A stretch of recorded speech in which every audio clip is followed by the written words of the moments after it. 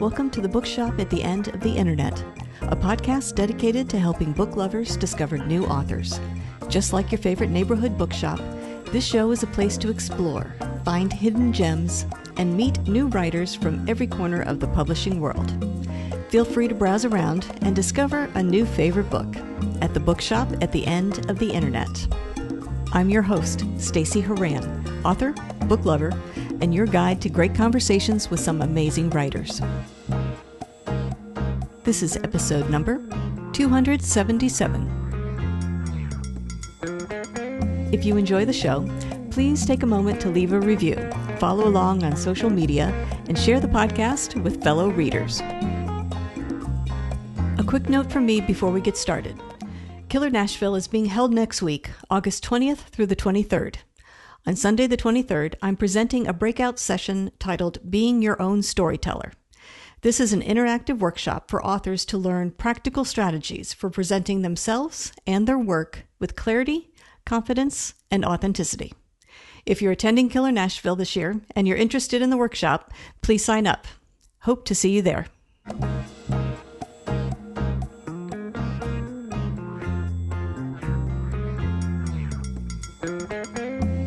On today's episode of the Bookshop at the End of the Internet, I'm joined by author Meera Subramanian and illustrator Danica Novgorodoff to discuss their powerful new book, A Better World is Possible: Global Youth Confront the Climate Crisis.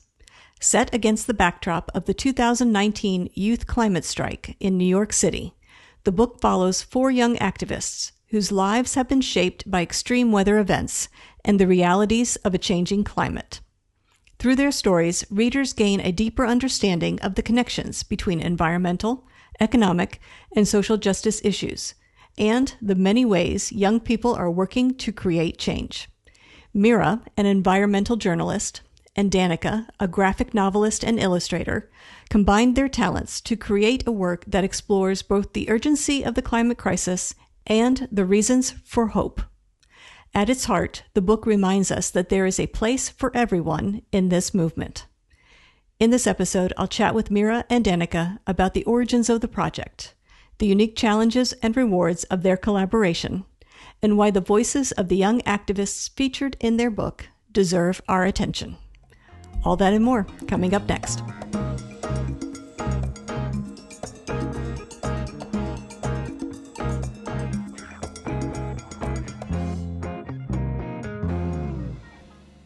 Meera Subramanian and Danica Novgorodoff, thank you very much for joining me today on the podcast.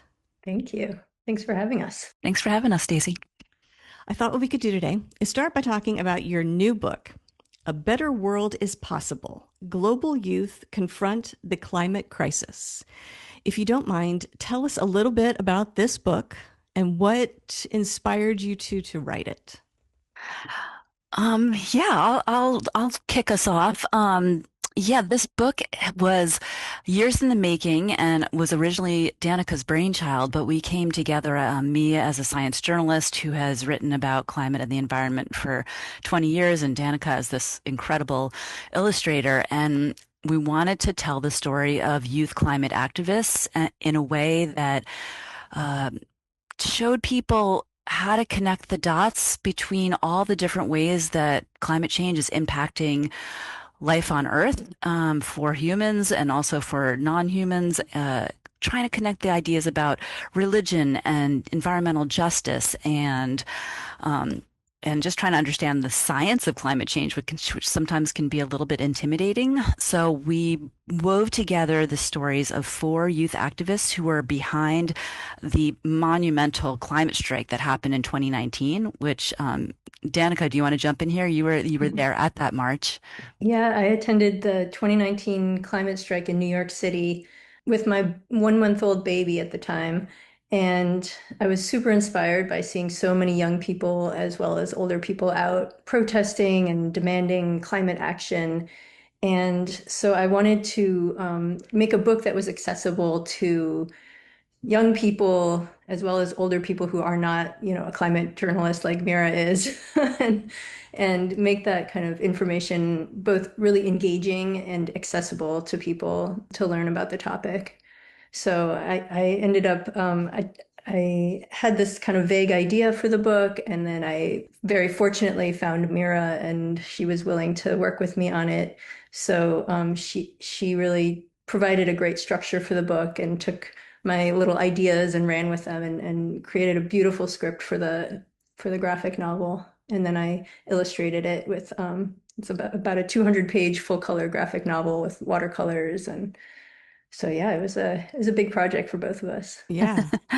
Well, let's talk about a little bit more about your backgrounds because this sounds like it was a unique experience for both of you, something that you not something you would normally engage in. So, can you talk a little bit about what work you did prior, what you wrote, what you created, what you produced prior to coming together? Because I'm curious what each of you brought to bear on the project. So, Meera, how about you?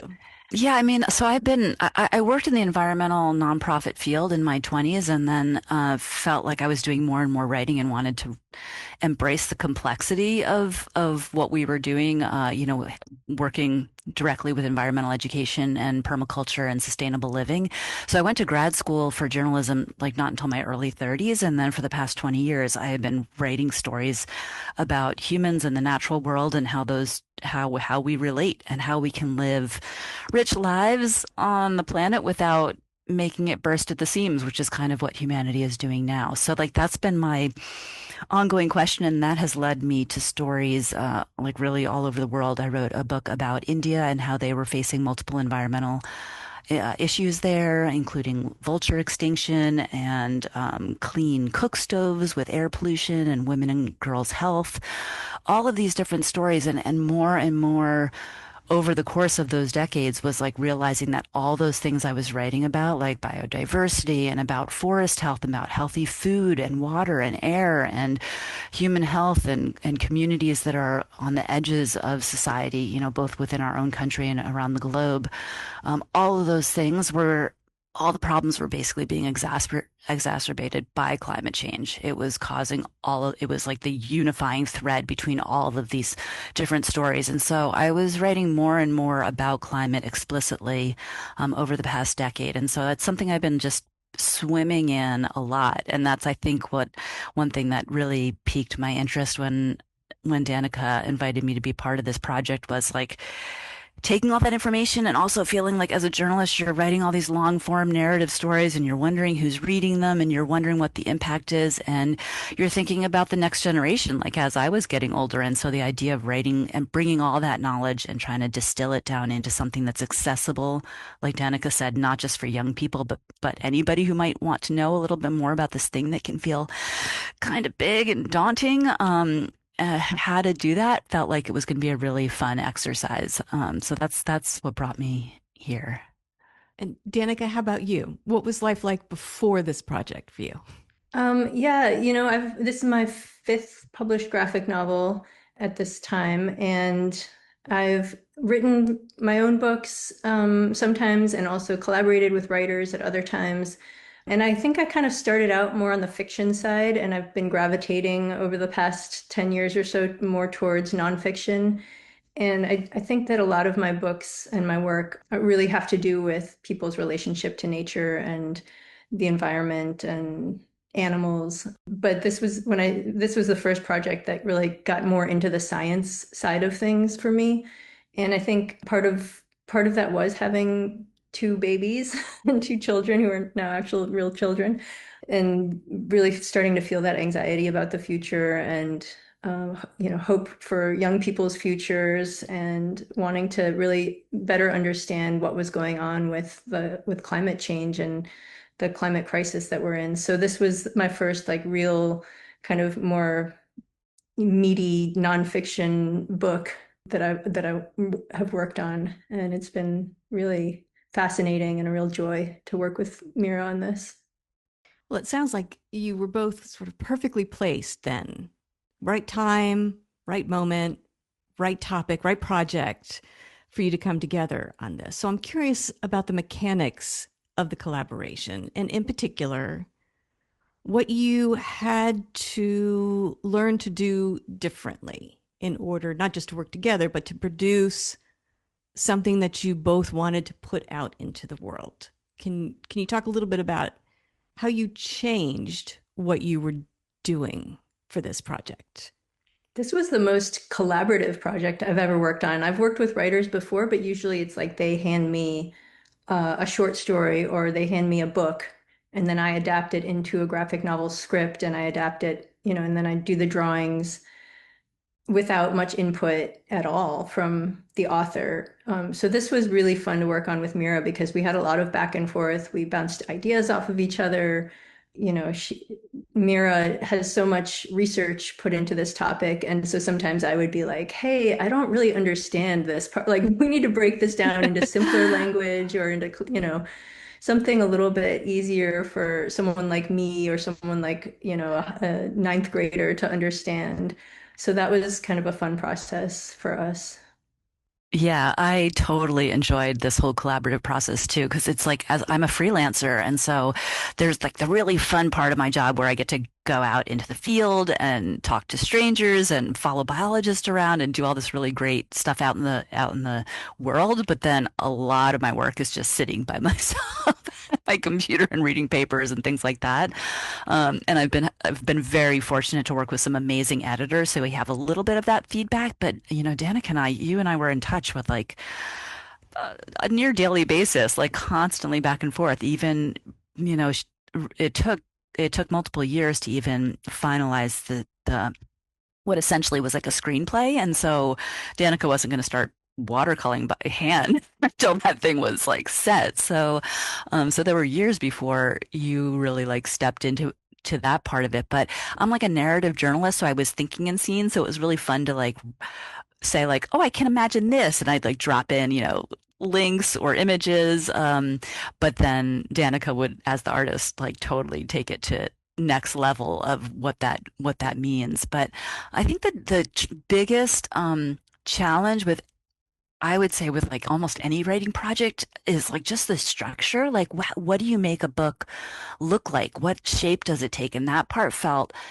so like wonderfully it just came together like really well. Like when I was like, okay, we need a scene, we need like an anchor scene to like hold this whole book together. And then when Danica talked about the climate strike and being there with her baby, I was like, oh my gosh, like that's it. That's the heart of this. It was like 250,000 people were on the streets of New York, like a quarter of a million people, and millions of people all over the world joined in that big strike. So this was like a really big event, arguably the largest climate protest ever. And it was mostly led by youth. So we're like, oh my gosh, let's find the kids that made that thing happen. And so then it was me being a reporter to try to like track down who they were and reach out to them and find out if they were willing to be part of a story. And that's how we found the four youth that we feature in the book. And so each of them we like have them there at the protest where Danica is, and then we flash back to their younger lives of like what made this person care so deeply about this that they're 15 years old and they're on stage talking to Lower Manhattan. Like that Right. was like the impetus behind the book. Yeah, and that research process was new to me. I haven't before this ever made a book about living real people. So it was really fun for me to see Meera at work and participate in those interviews with the four youth. And we also talked to, some of their parents or mentors. And so that was a cool Hmm. new experience for me is that type of journalistic research. Well, let's talk about these four youths that you follow. So, can you tell us a little bit about them? And in particular, did you find a common thread at all? Was there anything that you thought they held in common that made sense for them to have arrived at this point? Yeah, do you want me to take that, Sure. Danica? So yeah, the four youth that we ended up focusing on, they all lived in New York at the time, and some of them still do.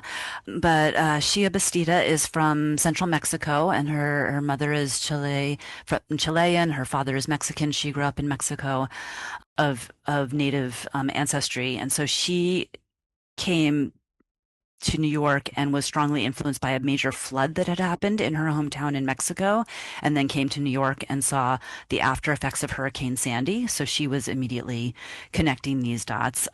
Jamie Margolin is from Seattle, and her mother's from Colombia, and she experienced like that devastating 2018 summer when the Pacific Northwest was just blanketed in wildfire smoke.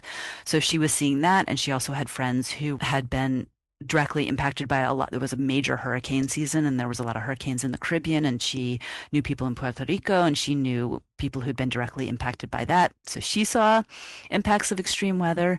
Rebecca Subnam is from Bangladesh originally, and she experienced a flood when she was just like 5 years old.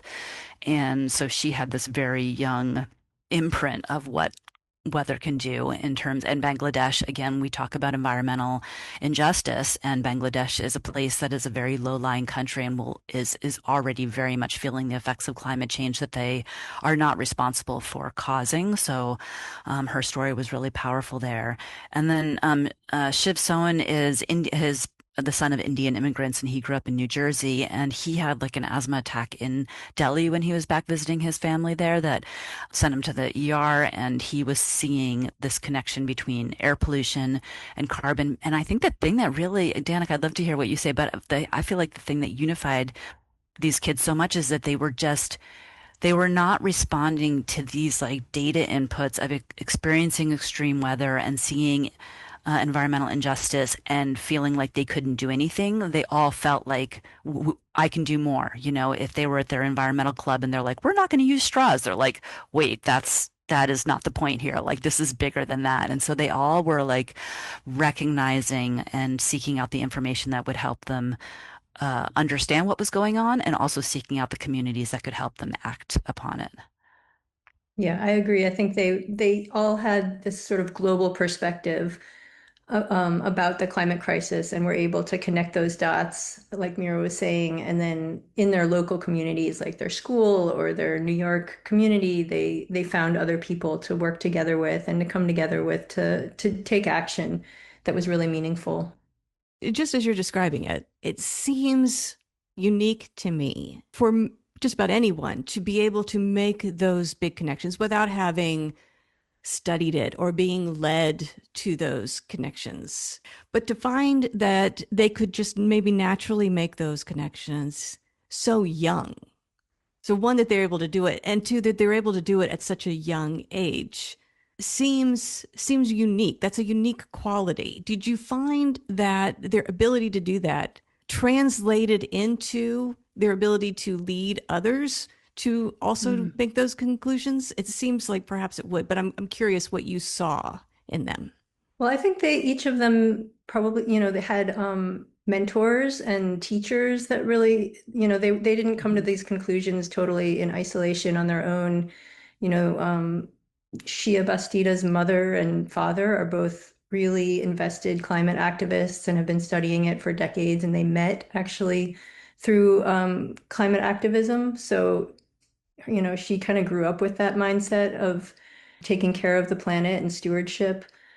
Shiv had a teacher in high school that was really influential and helped kind of teach him about those, bring together politics, which he was really interested in, and showing how environmental issues are connected to politics and vice versa. And Rebecca, when she was in middle school, had a mentor who brought her into this school program called cafeteria culture, where they were, bringing attention to how much trash is produced, using fossil fuels and then used in school cafeterias, and creating all this waste. And they used art to bring awareness to that. They made these trash sculptures. So I think each of them had people in their lives that were helping them on this journey. That, they didn't just kind of have an aha moment all by themselves, but, there's always community involved with understanding what's going on more globally.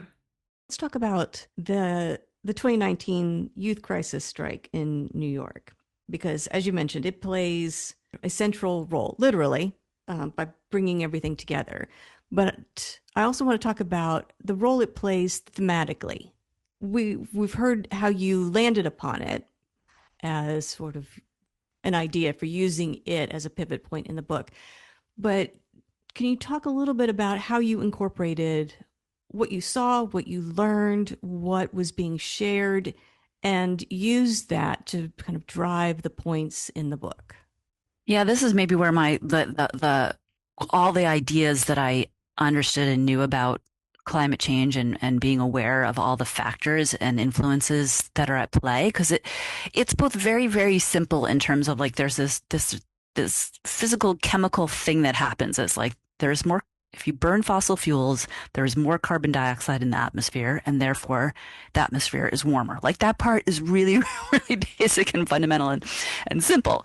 But the complexities of like when we knew that and the role of fossil fuel companies in terms of information and disinformation, what it means in terms of what we do about that, like that's the big sticking point. Like as fewer and fewer people are denying climate, still there is a big disagreement about what to do about it. And so that is where we sort of broke the narrative and inserted these what we called interludes throughout the book, where we got to kind of dive into the science of it, dive into the socio-political elements.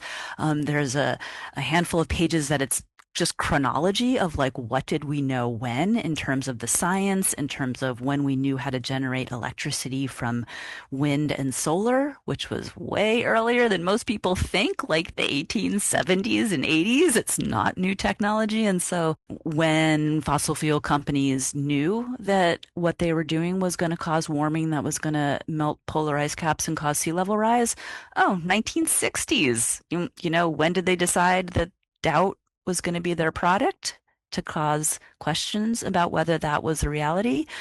Also the 1960s. So we tried to put that all in so that there's these like you're paused, and when Jamie is like struggling because she's so depressed by the fires and the bad news and the election, the first election of President Trump, and all these things are happening that make it feel like the world is conspiring against her future, which in some ways it is. We pause her story and we go into a section about eco grief and we try to face that head on. So we do things like that. And then at the end, we end with solutions, which is kind of saying, you know, not to be a spoiler alert, but like the protests are amazing and they're fun and they're very visual. They're very social media friendly. It's a great way to find community and realize that you're not alone. But it is also just like one very small part in some ways to really doing the work of climate activism. So we get into that, and then we offer like all the different ways that people can step into this space if they want to. Well, let's talk about some of the takeaways, because I was going to ask you, after people have gone through the 190 pages prior to the end, what is the takeaway? Is there hope? If they read all the way through, do they get to the end and think, okay, it's not a lost cause? Or is the message like, oh, this is going to be really daunting? But I'm curious what you found and what you've incorporated in the book as the messages for people to take away. I think it can certainly be daunting, but I think the takeaway is that there are so many solutions. And if we do continue to have hope and to take action, then, you know, we can mitigate the effects of climate change. Right now, we're already experiencing the consequences of burning so much fossil fuel. So I'm not going to say we can solve climate change by taking any of these actions at this moment. We're not going to like eliminate any of, you know, completely the effects of it, but we can make the future look a lot better if we can just get the public will and the political will to make some big changes, and to, you know, really reduce emissions and save forests and things like that. Large scale things as well as small scale things that individuals can do to contribute to this effort. And I think the takeaway is that everyone has a place in the climate movement, and we need everybody, and everyone can find something that they can do and hopefully enjoy and find community around. So I think that the message is really one of hope. Yeah, I'd agree. And also, if this thinking about this book being primarily targeted towards a young adult audience, like there really isn't a single profession that somebody could decide to choose upon that couldn't have a way to direct it towards climate work. It could be an engineer. It could be somebody who's into technology. It could be an artist. It could be a songwriter. I mean, like, there is just really no wrong answer about how to do it. So, like, I think kind of a secret hope at me is that, young people read this and be like, oh, I could care about and like, just like Shiv did, like he cared about politics and then he was becoming more and more climate aware. And he's like, how can I bring these together? And he started a nonprofit and he is working in New York City with an organization he started called Triage that's helping to elect green candidates to office. And he's helping getting solar on public schools. So like you can bring those two things together and you can like make things happen, like, and even if there's no, there's never any like win, there's never any moment in any sort of movement or fight where you're just like, yay, we're done, we won. Like, it doesn't look like that, but you all just kind of join in and you do what you can and you feel better with yourself and you find people that care also, so you build community, which is a huge part of the hopeful side of the climate fight, is finding other people who want to make the world a better place. And you like fight against some things, but you also fight for a lot of other things. You fight for the world that you want to live in, which is not that you're like stuck in a car driving by yourself for 2 hours in traffic, but you've created transportation systems and communities to carpool and everything else that help makes your like day-to-day life better. Yeah. How has this project, everything you've learned from it, changed either how you work, the projects you select going forward, life in general for you? How has this impacted you? I've been noticing that all my projects lately have been about, in some way, about the environment or about nature, about climate. So yeah, I think I've kind of found the topic that that means the most to me. But yeah, go ahead, Meera. Yeah, I mean I definitely have it's been so great focusing in so much on the stories of these four young people and through them learning about other people, like just doing events. I did an event last week in Barrington, Rhode Island, and all of these kids that are working with the Great Barrington Land Trust are all, they were heading into college and they were thinking about how they were going to like do climate work as part of what they were going to be exploring over the next handful of years. And it's just, like if you just look at the news or if you just look at social media, you can think that things are just heading in a really negative direction. But if you are on the ground, talking with other people who care about this stuff, you realize so much is happening. So much is happening. And there's so much noise right now in the like political landscape, especially here in this country, and the effects that that's having around the world, that it's sometimes really hard to hear that. But I think stepping in and like just really this moment of just talking with people about the book and meeting people who are interested in this world, it's just been really powerful to me to just see that there is so much action happening on the ground that is just, you're not going to hear about it in the same way as the daily news, but it is happening. And the energy system is transforming. I mean, I think I just saw in my inbox this morning that solar and wind outpaced gas production. Like it's the renewable energy system is taking over fossil fuels, as much as there are many powers that do not want that to happen. So there are transformations happening already that are underway. Good. How about works in progress or next projects for you both? And do any of them involve collaboration with anyone?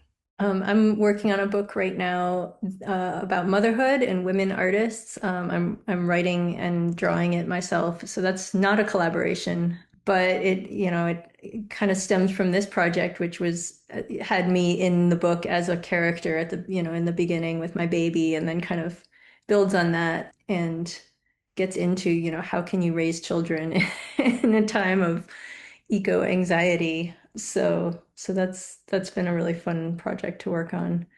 And I'm also really hoping to make some children's books that are environmental. I have a book about turtle conservation in the Amazon. That's a nonfiction book that I'm hoping to find a publisher for.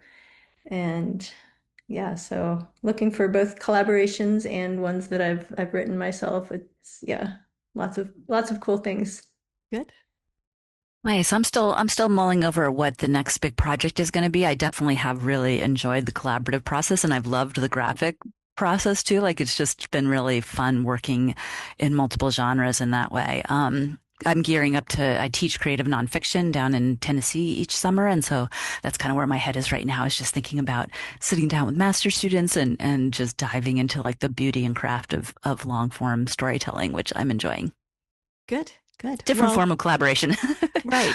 Right. Well, I mean, it sounds like both of you are busy, not just promoting this book, but doing all those other things that you are doing. So if people want to learn more about each of you, learn more about the book, follow along with what you have going on, where can they go to find you?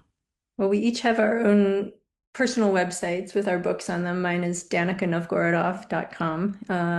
If you need to spell that, you can look at my name on the on the show notes. Yep, on the show notes. And then we have a website for the book specifically. That's abetterworldthebook.org.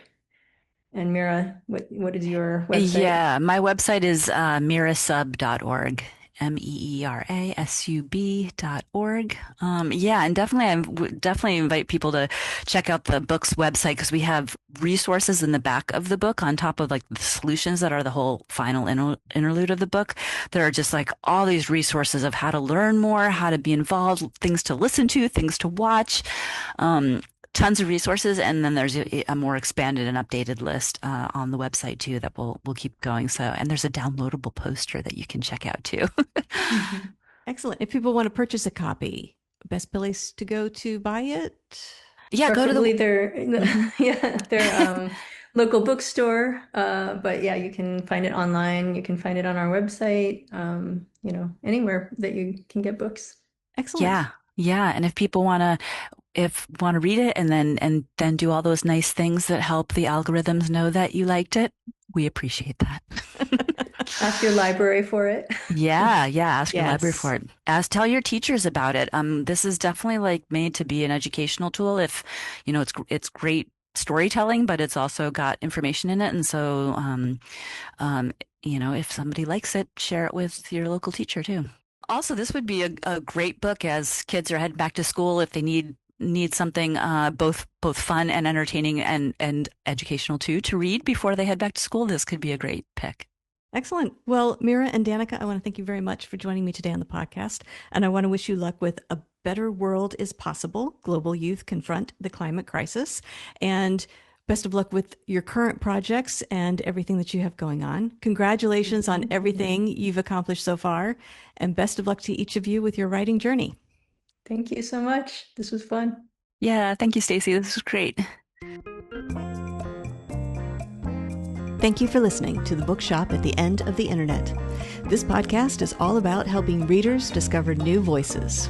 This show brings you into conversation with authors from every corner of the writing world, and each of them has a story worth hearing.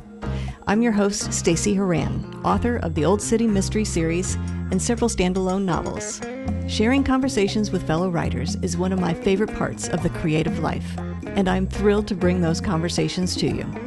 Keep listening, keep exploring, and keep finding the stories that speak to you.